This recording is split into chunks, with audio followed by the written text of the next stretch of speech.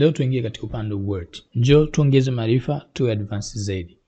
Kwanza, nataka niandike jedwali kama hivi. Labda vitu kama hivi vinahitajika. Mtu anapokuwa amelipia nimwekee tiki kwa mfano, na mtu anapokuwa hajalipia labda nimwache kama alivyo. Nini kingine? Kuna kipindi inatokea unaandika, unaweka sijui picha, sijui unaweka shape, ghafla inatokea hivi. Shape ipo ndani ya maneno. Hapa ilipofikia huwezi kuedit. Yaani hii shape hapa ilipo nataka nibadilishe rangi. Kuna kazi kuipata hii. Sababu hapa na select maneno tu. Si select hii shape. Ndaipataje kiwepesi ili nishike? Twende kumbele. Kingine nini? Naandika Kiarabu. Sijui nguzo za Uislamu ziko 5, 1 kaza. Nikiandika 2, sijui kitu gani 3. Mbona zinakuja namba za Kiswahili? Na mwisho ghafla naikuta word yangu iko hii. How to solve this? Twende. Okay, tuanze na ile somo la mwanzo. Tuanze na mistari. Simple. Hii inaitwa grid lines. Lengo lake kuonyesha wewe jinsi gani unachora na vitu mbalimbali. Mimi sitaki. Njoo kwenye view, mbie grid lines, toa tick. Na ndio hapa kama siku utakuta rula haipo, utaitoa. Utaiweka au utaitoa kama unavyohitaji. Na kuna vitu kibao. Twende somo la pili. Nina majina haya au nina orodha yangu, nataka niwekee sehemu ya kutia tiki.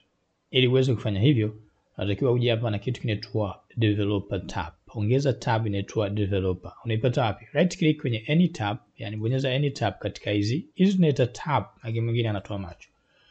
Right click kwenye any tab, mwambie customize the ribbon. Huku weka tiki kwenye sehemu imeandikwa developer. Mwambie okay. Ikifunguka developer, fungua hii sehemu. Utakuta kuna sehemu ya kuweka tiki hapa. Chagua sehemu ya kuweka tiki yako. Yaani hapa sasa hivi nikibonyeza hii sehemu ya tiki itakuja hapa. Mimi nataka ije huku, kama nikibonyeza huku. Bonyeza itakuja hapa. Ndio umemaliza? Bado. Sasa hivi ukibonyeza utakuta imekaa mkasi. Mimi nataka nikibonyeza ikae alama ya tiki. Nabadilishaje? Njoo kwenye properties, kuweka alama unazozihitaji wewe mwenyewe. Njoo hapa chagua change, weka alama unaitaka. Ili upate haraka alama ya tiki, njoo hapa chagua Unicode X. Na hapa chagua Bell MT. Na hapa chagua hili jina hili. Si operator si kitu gani? Sio lazima, unaweza kuchagua jina lolote katika hili, lakini jina jepesi la kufikia hapa ni Greek. Utakuta kuna alama hii hapa. Kama una muda, tafuta mwenye alama ambayo utaipenda. Mwambie okay. Mwambie tena okay. Sasa hivi ukitia tiki utakuta imekaa. Mimi nataka hii tiki iwe sehemu zote. Sio kila muda utakuja utafanya hivyo. Sasa hivi copy, alafu njoo paste sehemu ambayo unahitaji. Utakuta zimekuja. Ukija katika upande setting ya hii table yako inakuruhusu kuweka katikati. Sasa hivi unaweza kuweka tiki, unaweza kufanyaje? Kuzitoa. Ndio mwisho? No. Mimi nataka hivi, nikiweka tiki mtu asitoe, kwa sababu sasa hivi mtu akija akibonyeza tiki inatoka.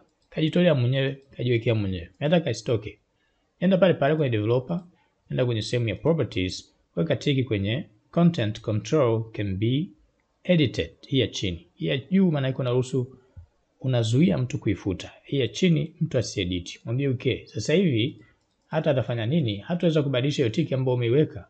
Okay, mimi nataka ni control hii picha kiwepesi zaidi, kwa sababu sasa hivi nikibonyeza nashindwa kuicontrol. Katika home kwenye select kuna kitu kinaitwa selection pen. Hivi ushajiuliza inafanya kazi gani? Inakuonesha vitu vyote ambavyo vilivyokuwa katika kazi yako. Kwa sasa hivi inaonyesha nina rectangle. Hili dude hili dua hili dimba linaitwa rectangle. Silitaki, naweza nikalionyesha, naweza nikalificha. Pap. Umeona? Nataka niliselect, just press. Bonyeza hapa. Bonyeza hii sehemu kwenye hii kuanzia hii sehemu yenye jina lake. Utakuta tayari imefanyaje? Imeselect huku. Kwa unaweza kufanya unachokitaka. Unataka kulifuta au unataka kufanya kitu gani? Je, tumalize. Naandika Kiarabu, namba zinakuja Kiswahili.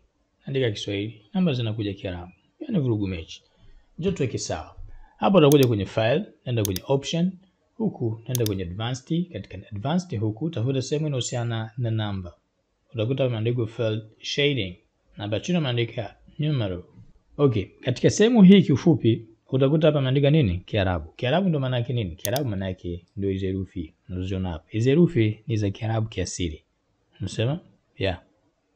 Huo ndio ukweli. Herufi ambazo tunazitumia sisi tunaziita za Kiarabu, zile asili yake ni za Kihindi. Wahindi ndio wenye namba zile.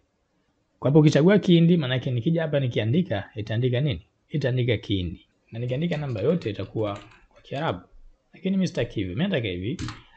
Kama nitachange lugha hapa, nitaandika labda Tanzania 1. Itakuja bado ni Kiarabu. Nataka pia ni kitendo cha kuchange lugha na namba ichange automatically. Njoo. Simple. Nenda pale kwenye option advanced numero. Badala ya kuchagua Hindi au Arabic, mwambie context. Mwambie okay. Sasa hivi ukiandika Kiswahili ukabonyeza namba ni Kiswahili, lakini kama utaandika Kiarabu ukabonyeza namba ni Kiarabu. Hii ni MK. Tunalenga wewe uwe modern au professional. Kuna masomo mengi yanayohusiana na Word, tazama hiyo video hapo, lakini pia tembelea channel yetu ujifunze mengi. Tumejifunza hata kuingiza mwandiko wako huo wa mkono, huo mkono ukipindiko kwa vidudu, ule mkono ule mwandiko wa vidudu unataka kuingiza kwenye kompyuta ili iwe kumbukumbu siku unaandika kividudu. Tazama video hapo ujifunze. Asanteni.